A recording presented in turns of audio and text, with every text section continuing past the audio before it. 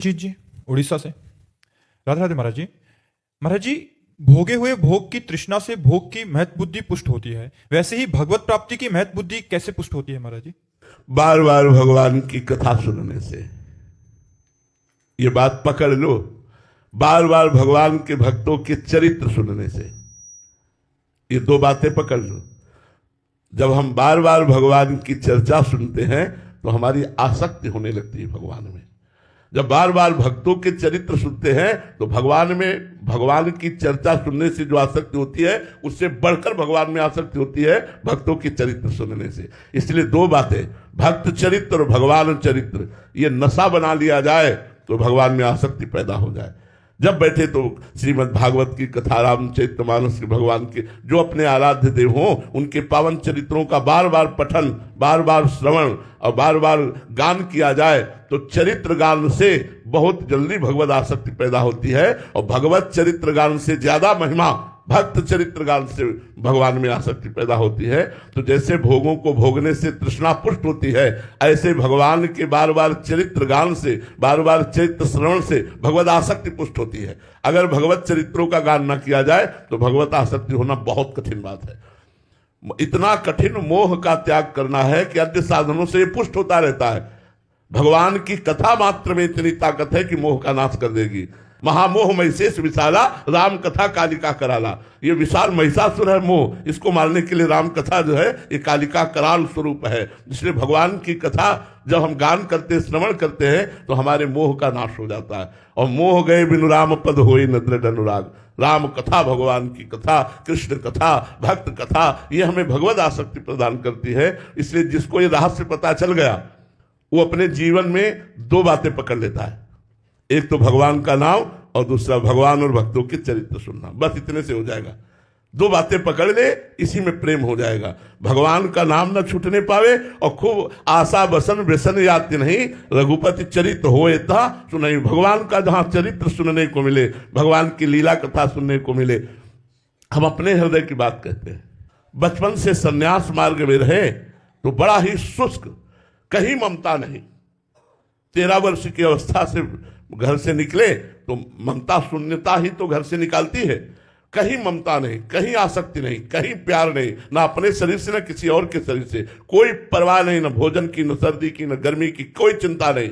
इतना कठोर हृदय हो गया जब उपासना में, संन्यास मार्ग में बस एकांत खंडहरों में, घाटों में पड़े रहना, भगवत चिंतन करना, वो जो हमारा संन्यास का चिंतन, कोई लीला कथा ये सब कुछ नहीं। अब देखो जीवन का परिवर्तन भगवान मोड़ देते हैं। हम ये कहते हैं कि विषयी पुरुष को भक्त बनाना सरल है, लेकिन एक अहम ग्रह उपासना से परिपक्व हृदय को दासत्व में लाना सबसे कठिन काम है। अगर हमारा कोई उपासक हो तो हमारी बात समझ सकता है। एक पतित विषयी पुरुष को भक्त बनाना सहज है, लेकिन एक अहम ग्रह उपासना, अहम ब्रह्मास्मि की उपासना करने वाले को दासोहम में उतारना बहुत कठिन बात है। लीला कथा का चमत्कार तुम्हें सुना रहे हैं। तुलसी घाट में पीपल के वृक्ष के नीचे बैठे हुए थे। अलग अलग हमारा समय था कि कहाँ बैठेंगे। शाम के 1 घंटा भिखारियों के बीच में बैठते थे, तो जो भी चावल या जो भी सत्तू मीठा जो बचता वो जितना मिला वो लिया, बस एकांत हो गए। 24 घंटे में केवल शाम टाइम भिखारियों की पंक्ति बैठती थी, उसमें दाता लोग आकर भोजन दान करते थे, वही बस पाते। घाटों में ही मिलना, अन्य कहीं से किसी आश्रम से भिक्षा मांगना कुछ नहीं मिला तो कई कई दिन भूखे रहते थे। तो एक संत आए, उनका बाबा यहाँ भाई जी अंध विश्वविद्यालय है दुर्गा कुंड के पास, तो वहाँ रास लीला हो रही है, चलो देखने चलते हैं। तो हमारी अरुचि थी, तो हम कहा नहीं, हमें कुछ नहीं देखना है, आप जाइए ना, आप हमें डिस्टर्ब क्यों कर रहे हैं, हम अपने ध्यान में बैठे हैं, क्यों परेशान कर रहे हैं। और उनका बाबा हम तुमसे कुछ ले थोड़ी रहे, तुमसे कह रहे हैं एक बार चलो ना, रास वृंदावन से रास आई है, उससे देख लो चल के। तो हमने कहा कह दिया ना, तो आप क्यों परेशान हो रहे हैं। फिर उन्होंने कहा बाबा जब हम कह रहे हैं तो एक बार ऐसे जैसे भगवान महादेव ही उस रूप में आकर हमको प्रेरित कर रहे हैं, चलो इनकी आज्ञा का पालन कर ले। तो दिन में महाप्रभु चैतन्य देव की लीला और रात्रि में रास लीला। जे ही गए तो सभा लगी हुई थी। महाप्रभु चैतन्य देव का वियोग श्री कृष्ण प्रेम का, और शाम के रास लीला। दूसरे दिन हमको कहना थोड़ी पड़ा है, अपने आप सब पहुंच गए। 1 महीने रास लीला जब चली और रास लीला देखा तो लगा अब हम जी नहीं पाएंगे। 1 महीने में भगवान की लीला कथा ने हमारे कठोर चित्त पर इतना प्रभाव किया कि श्री राम शर्मा आचार्य उस समय स्वस्थ थे तो खड़े होकर वही आचार्य पदवी पर ठाकुर जी को पद आदि के द्वारा लीला प्रकाशित करने के लिए प्रेरित करते थे। हमने सोचा अब लीला के बिना हम जी नहीं सकते, तो इनके चरण पकड़ लो, कह दें अपनी मंडली के साथ रख लो, तो भीख मांगकर खाएंगे भिक्षा और रात दिन इनकी सेवा में रहेंगे, रासलीला देखने को मिलेगी। ऐसा हमारे दिमाग में आया। उठे और भरी सभा में जाके साष्टांग दंडवत की। अब वो ब्रजवासी बहुत प्यार करते रहे, यहां भी प्यार करते रहे, आज भी उनका परिवार प्यार करता है।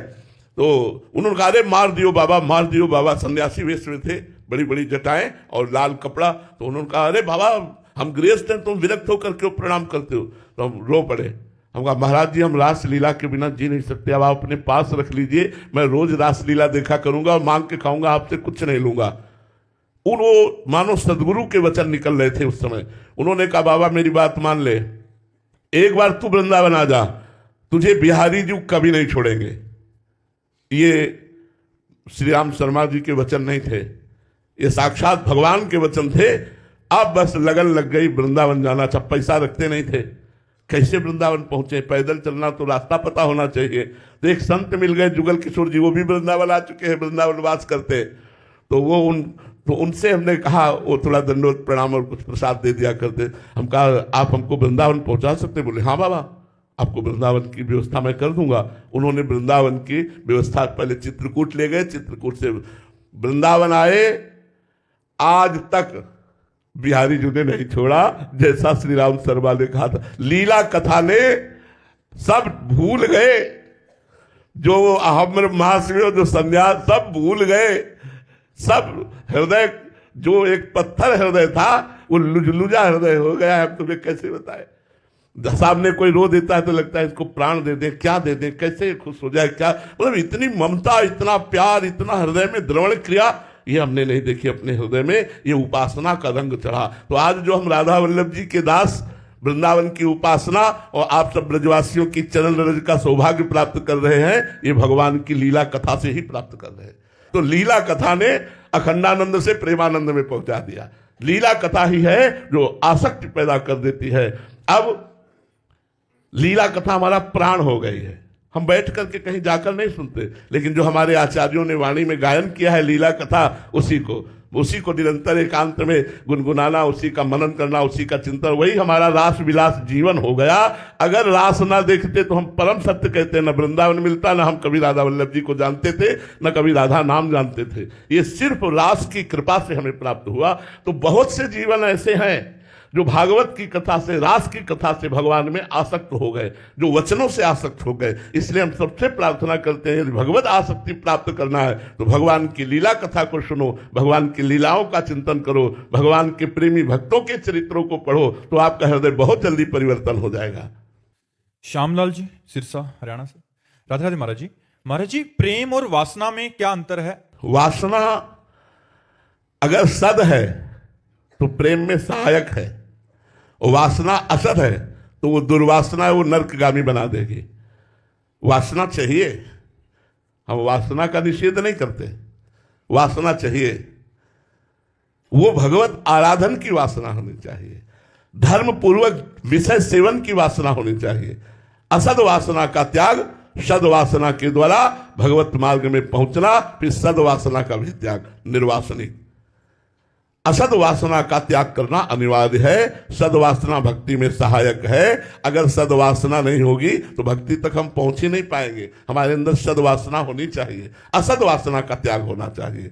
दुर्वासना जो हमारे हृदय को खींच करके असत आचरण कराती है, उसका त्याग करना चाहिए। और सदवासना से भक्ति और भक्ति से समस्त वासना, सद असत दोनों का त्याग, फिर तो हृदय में कोई भी वासना नहीं रह जाती है। वासना उपासना में बदल जाए वही सदवासना है। सर्वश्रेष्ठ प्रेम है, वासना नहीं, लेकिन वासना सहयोगी है। कौन सी? सदवासना। अगर सदवासना हमारे अंदर नहीं होगी तो असदवासना का नाश नहीं होगा। सदवासना भगवत प्राप्ति की वासना, भगवत प्राप्ति की लालसा, यही हमें भगवत प्रेम तक पहुंच। प्रेम की समानता तो मोक्ष नहीं कर सकता, ये वासना क्या चीज है?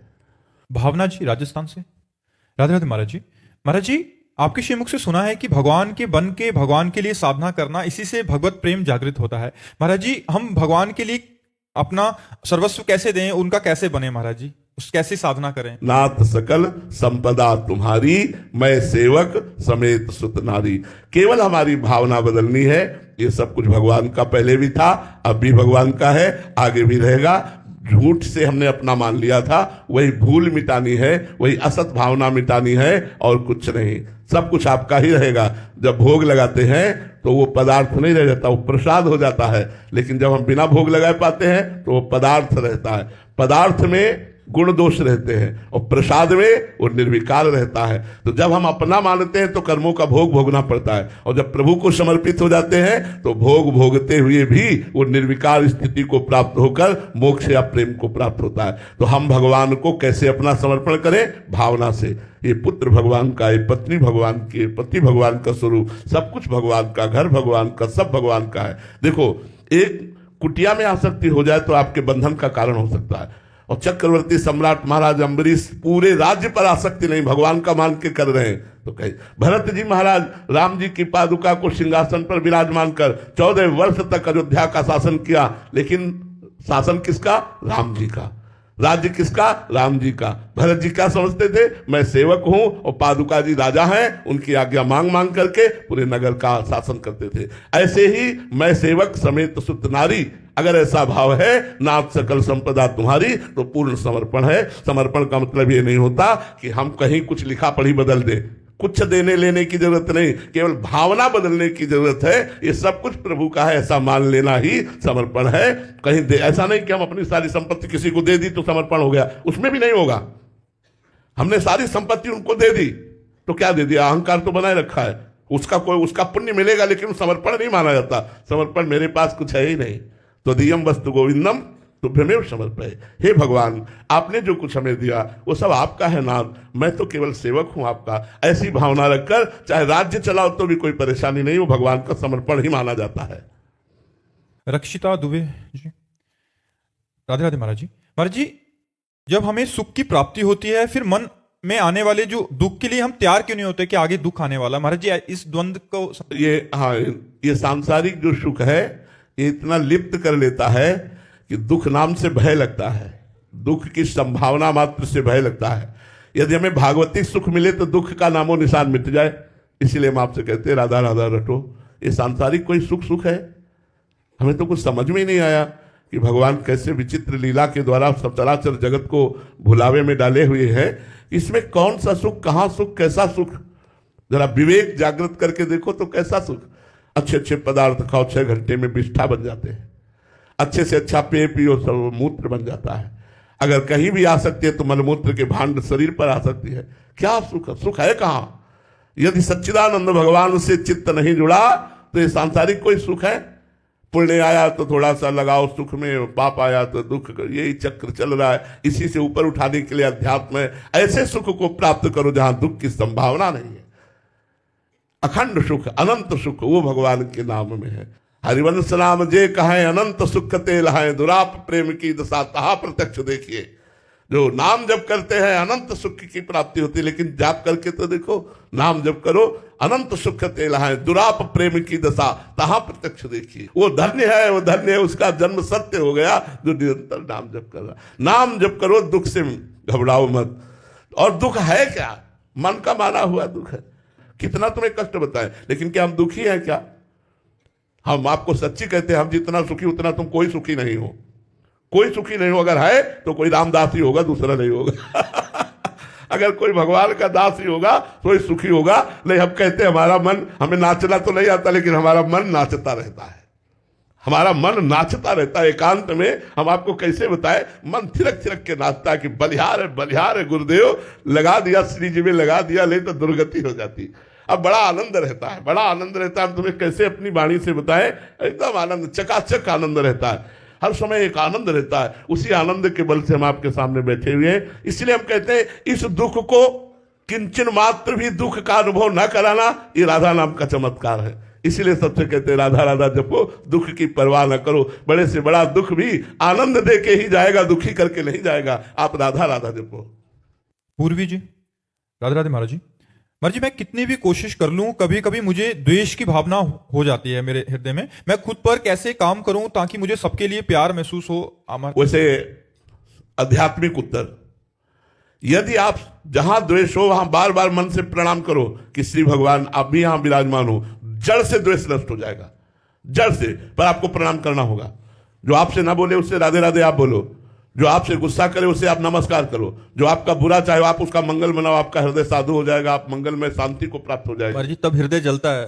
तो सोना जब जलता है तभी तो निखार आती है, हृदय जब जलता है तभी तो निष्पाप होता है। उस जलन को सह गया वही तो महात्मा है। यम ही न व्यथ्यन्ते, भगवान ने कहा ये व्यथा जो प्राप्त होती है मन को, मन जो जलन पैदा करता है उसे सह गए। यम ही न व्यथ्यन्ते पुरुषम पुरुषर्षभ सम दुखा सुखाधीरम स्वमृतत्वाय कल्पते। काम आया, क्रोध आया, ईर्ष्या आई, द्वेष आई, इसके प्रतिकूल आचरण करने पर हृदय जलता है। उस जलन को जो संभाल गया वही महात्मा हो जाता है। मर्जी उसको क्षमा, मतलब अंदर से प्रणाम करके या सामने से तो अहम में चोट पहुंचती है। तो अहंकार ही तो नष्ट करना है। अहंकार में तो काम क्रोध लोभ राग द्वेष ये रहते हैं, और किसमें रहते हैं? इसी घर को तो उजाड़ना है हमको। अहंकार रूपी घर को उजाड़ दो, निर्विकार हो गए, इसी महल में रहते हैं सारे दोस्त। अंतःकरण के अहंकार में ही ये जितने विकार हैं सब रहते हैं, उसी को तो नष्ट करना है। इसीलिए सबको प्रणाम करना है। सी राम मैं सब जग जानी, करो प्रणाम जोरी जुग पानी। तभी आप निरहंकार होगे, तभी आप महान बनोगे, तभी आप हृदय में आनंदित होगे। नहीं तो राग द्वेष होता रहेगा, संसारिकता बढ़ती रहेगी। और जी एक बार प्रणाम करने से मान जाए तो ठीक है, फिर ऊपर से और ज्यादा तो हम और प्रणाम करेंगे, हम और प्रणाम करेंगे।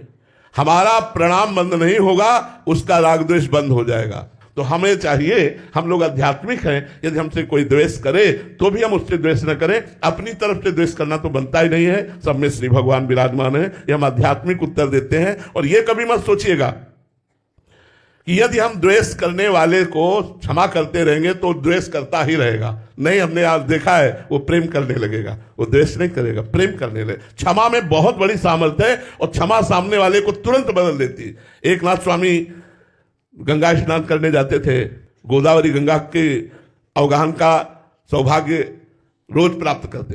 तो वहां ऊपर से एक विधर्मी वास करता था, उसने देखा है महात्मा गंगा स्नान करके थूक दिया।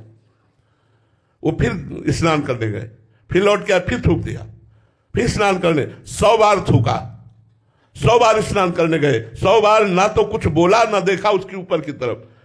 क्षमा ने उसके हृदय का परिवर्तन कर दिया।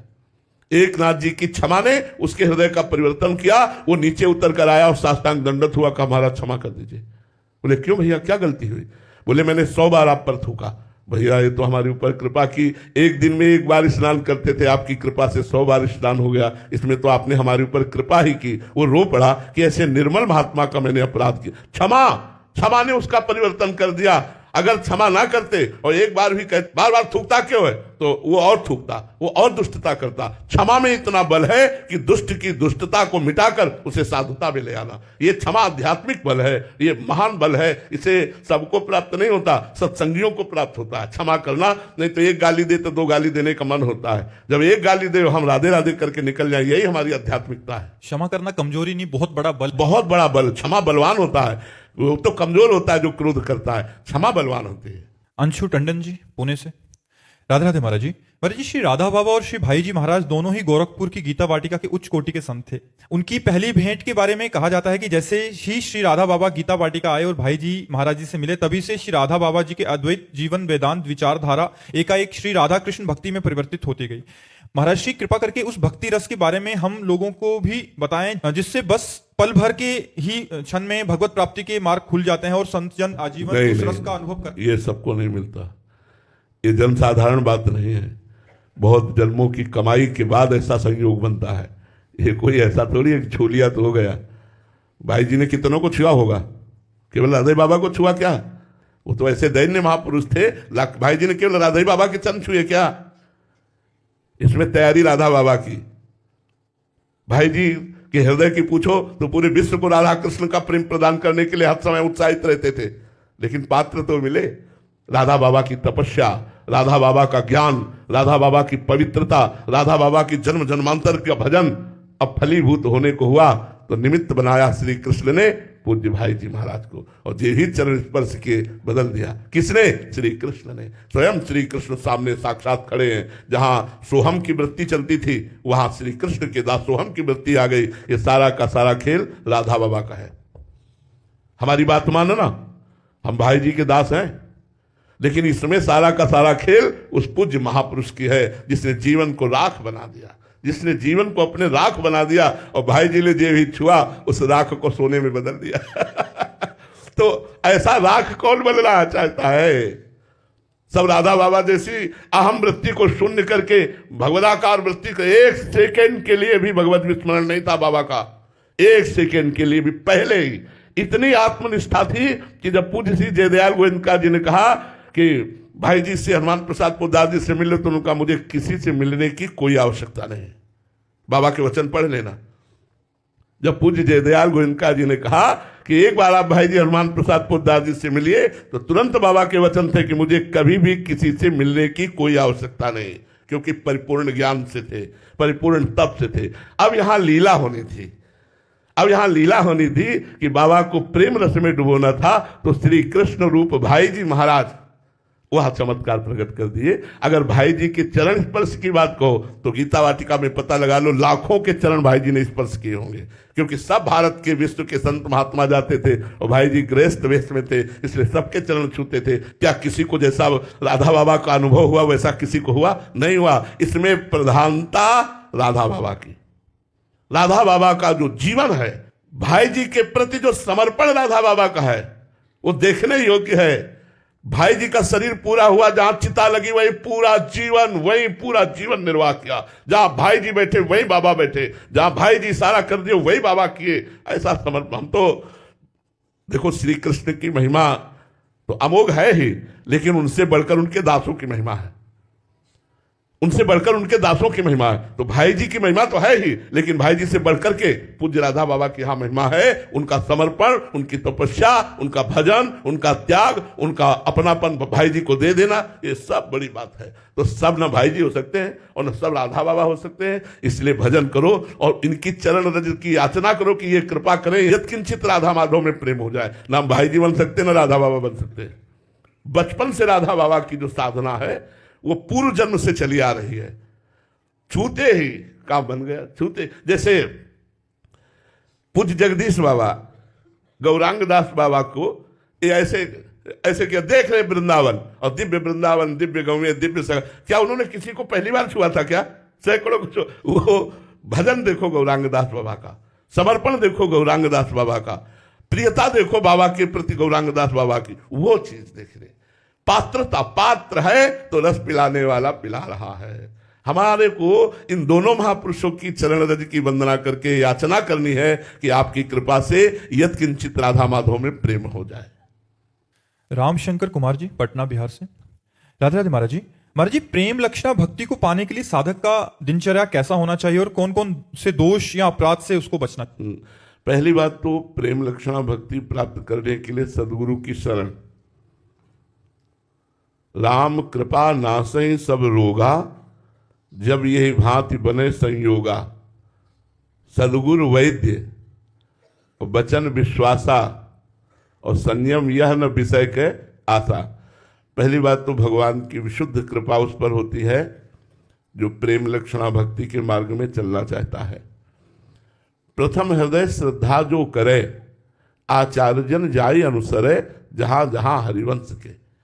जो प्रेम लक्षणा भक्ति के आचार्य हैं, पहले उनकी शरण होनी चाहिए। अगर हम आचार्यों की शरण में नहीं हैं तो भगवत प्रेम लक्षणा भक्ति का प्रादुर्भाव होना असंभव है। इसीलिए कहा प्रथम हृदय श्रद्धा जो करे। जो प्रथम हृदय में इस बात पर श्रद्धा कर ले कि बिना आचार्य कृपा के प्रेम लक्षणा भक्ति प्राप्त होना असंभव है। जैसे हमें सहचरी भाव की उपासना करनी है, सहचरी भाव का प्रेम प्राप्त करना है, तो स्वामी हरिदास जी महाराज, हरिवंश महाप्रभु जी, हरिराम व्यास जी, ये महापुरुष प्रकट हुए हैं इसी भाव को प्रकट। हमें ठाकुर जी का सखा भाव प्राप्त करना है तो श्री वल्लभाचार्य जी भगवान, उनके द्वारा बाल भाव और सख्य भाव दोनों भाव की पुष्टता की गई। हम अगर आचार्य की शरण में नहीं है तो मनमानी साधना करके प्रेम प्राप्त कभी नहीं कर सकते। यह गुण साधन ते नहीं हुई, जो प्रेम है ये साधना से प्राप्त नहीं हो सकता। ये तुम्हारी कृपा पाओ कोई जो आचार्य की शरण में है। बिना महापुरुषों की शरण लिए हम भगवत मार्ग में चल ही नहीं सकते। वो केवल नाटक होता रहता है, साधन होता है विषय, और साध्य होता है श्री भगवान उसका जो आचार्य शरण में होता है। जो मनमानी आचरण करता है तो साध्य बन जाता है विषय और साधन हो जाते हैं भगवान। वो जीवन भर साधना करता है लेकिन प्रेम का स्फुरण नहीं होता। तो प्रथम हृदय श्रद्धा जो करे, आचार्य जन जाय अनुसरे, आचार्यों का जो आदेश है उसके अनुसार चले। दूसरी बात, रसिकन की सेवा जब हो, क्यों? क्योंकि एक अहम और मम, ये दो बंधन हमें फांसे हुए हैं। अहम और मम, मैं और मेरा, ये माया का बंधन इतना सुदृढ़ है कि बिना गुरु कृपा के, बिना रसिकों की कृपा के, बिना भगवत प्रेमी महात्माओं की कृपा के ये साधना से और पुष्ट होता है, नष्ट नहीं होता। और जब तक ये अहम रहेगा तब तक प्रेम प्रकट नहीं होगा।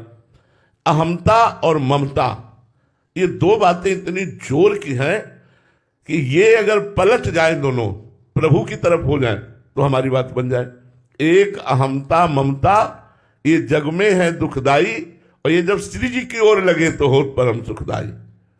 ये जब श्री जी की ओर लगे तो होत परम सुखदाई। मात तात सुत दार देह में मत अरुझय मत मंदा, हित किशोर को है चकोर लख तू वृंदावन चंदा।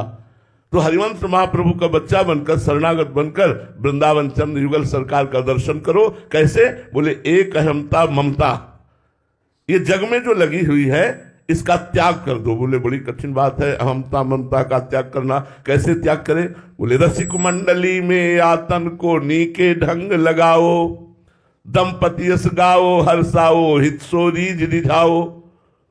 जो प्रेमी महाभागवत जन है इनका संग करो। अगर प्रेम लक्षणा भक्ति प्राप्त करनी है तो रे मन रसिकन संग बिन रंचना उपजय प्रेम। बिना रसिक महापुरुषों के, भगवत प्रेमी महात्माओं के संग के बिना भगवत प्रेम नहीं प्रकट होता। तो रसिक मंडली में या तन को रसिक मंडली सभा में बैठा लो और मन से उनकी बात सुनो, और जो वो आचरण कह रहे हैं, जो वो मंत्र नाम जप उपासना कह रहे हैं, नीके ढंग लगाओ, मन को उसी में अच्छे से लगाओ। रसिक मंडली में या तन को नीके ढंग लगाने का तात्पर्य है शरीर से तो सभा में बैठे हो, मन से भी सभा में बैठो, मन से भी रसिकों का संग करो। उनके बताए हुए आचरणों को अपने जीवन में उतारो, उनके द्वारा बताए हुई साधन पद्धति को अपने जीवन में उतारो। रसिक मंडली में या तन को नीके ढंग लगाओ, दंपति यश गाओ हर्षाओ हित सो रीझ रिझाओ। प्रिया प्रीतम का यश गाओ और नाचो। अरे जीवन में वो मस्ती जो ला दी है तो भगवत चरित्रों का खूब गायन करो, खूब श्रवण करो, नाम कीर्तन करते हुए नाचो। मंजीरा बजाकर, ताली बजाकर भगवान नाम कीर्तन करते देखो रोना आ जाएगा। अपने कमरे को बंद करो, खिड़कियों में पर्दा कर दो, कोई देख ना पावे, और फिर मंजीरा उठाओ और फिर नाम कीर्तन राधा राधा राधा और भाव से करो। अगर रोना ना आ जाए तो हमें कहना। नाम के दंपति यश गाओ हर्षाओ हित रीझ रिझाओ। देवन को दुर्लभ या देही तैने सहजी पाई, मन भाई निधि पाई फिर क्यों जान बूझी बिसराई। अब नहीं, अब देरी मत करो। मनुष्य शरीर मिल गया है, सदगुरु आचार्य की शरण में होकर उनके द्वारा बताई हुई अब जो ही कहें करे हम सोई, आयस लिए चले निज दासी, मन कर्म वचन त्रिशुद्ध सकल मत हम श्री हित हरिवंशोपासी। जो आचार्य आदेश करे, जो गुरुदेव आदेश करे, उस पर यदि हम जीवन को लगावें तो हमारा काम। सबसे बड़ा बंधन प्रेम न प्राप्त होने का कारण अहमता और ममता है। इसलिए भगवान श्री राम जी ने कहा सबकी ममता ताग बटोरी, मम पद मन ही बांधे बर डोरी। कहीं ममता न रह जाए किसी वस्तु व्यक्ति स्थान में, और कहीं अहंकार न रह जाए। देहाभिमान, विद्वता का, जाति का, कुल का, अगर कोई भी किंचन मात्र अभिमान रह जाता है तो भक्ति नहीं आएगी। प्रेम की तो बात जाने दो, साधारण भक्ति नहीं आएगी। विद्या रूप महत्व कुल धन जौवन अभिमान सट कंटक देखे जहां रहे न भक्त निदान, रहे न भक्त निदान स्वांग सब नगर नारी के, विषयन हाथ बिकाए नहीं रिझवर भरतार के। जिसके अंदर ये अहंकार होता है जाति का, कुल का, विद्या का, महत्व का, प्रतिष्ठा का, धन का, उसके हृदय में भक्ति जागृत नहीं होती। ये बड़े बड़े कांटे जहां होते हैं, भक्ति महारानी के कोमल चरण वहां नहीं पधारते। वो भक्ति का स्वांग करके, पाखंड करके विषयी पुरुषों से धन अटता रहता है, विषय अटता रहता है। वो भरतार श्री हरि को रिझाने की योग्यता नहीं रखता, जिसके अंदर कोई भी अभिमान होता है। भगवान को रिझाने के लिए दैन्य चाहिए, और वो दैन्य भक्तों के संग से आता है। जब हम भगवत प्रेमी महात्माओं का संग करते हैं तो सारा का सारा अभिमान हमारा नष्ट हो जाता है। इसलिए आचार्य की शरण में होकर, गुरु की शरण में होकर, उनके बताए हुए मार्ग से चले। और अहमता में ही काम, क्रोध, लोभ दोष है। अहमता और ममता शून्य होने के लिए हम भगवान नाम जप करें, लीला गायन करें, संतों का चरणामृत, संतों की चरण रज, संतों की आज्ञा का पालन, निश्चित काम बन जाएगा, निश्चित भगवत प्रेम हो जाएगा। इसके अलावा कोई उपाय नहीं। रहो गणित तत्तपसा न याति न चेज्जया न निरूपणात् गृहात्वा न छंदसा नैव जलांग सूर्यो बिना महत्पाद रजोभिषेकम। ये भगवत प्रेम या ब्रह्मबोध तपस्या से नहीं होता, न बड़ी बड़ी यज्ञ करने से होता है, न सूर्य चंद्र अग्नि ग्रह उपासना से होता है, इनसे नहीं होता। ये महापुरुष की उपासना से होता है। जब भगवत प्रेमी महात्मा की आज्ञा का पालन करते हैं तो उनकी चरण रज का दासत्व जब प्राप्त होता है तो उनके चरण रज के अभिषेक से सारा अभिमान नष्ट हो जाता है। हमारे हृदय में भगवत प्रेम या ब्रह्मबोध की आकांक्षा प्रकट हो जाती है। श्री राधा वल्लभ लाल की जय।